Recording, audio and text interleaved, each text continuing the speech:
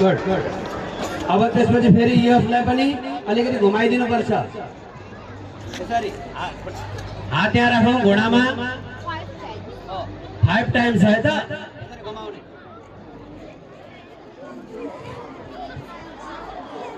5 times भयो। अब उल्टा त्यसैमा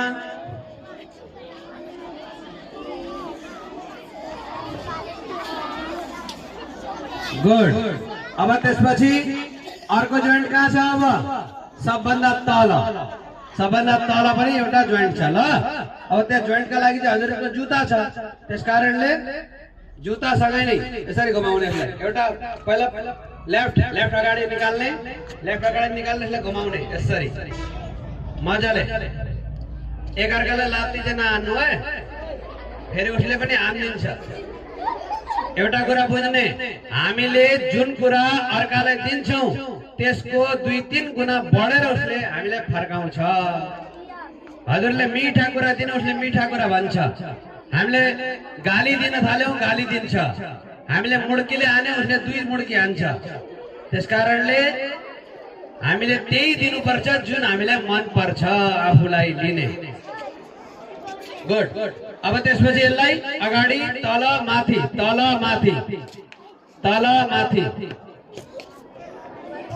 गुड। इधरको भिडियो बनाऊ त, चल्दैछ त्यहाँ काम उनीहरूको। गुड। अहिले अब हजुरको जुत्ता लगाएको छ, नभए जुत्ता नभएको बेलामा औँला पनि गर्न सकिन्छ। अब त्यो जुत्ताभित्र औँला हल्लिँदैन होला, ठिक छ? हल्लिन्छ? हल्लाएर हेरौँ ल। गुड। अब यति भइसकेपछि हाम्रा सबै जोइन्ट्सहरू के हुन्छन्?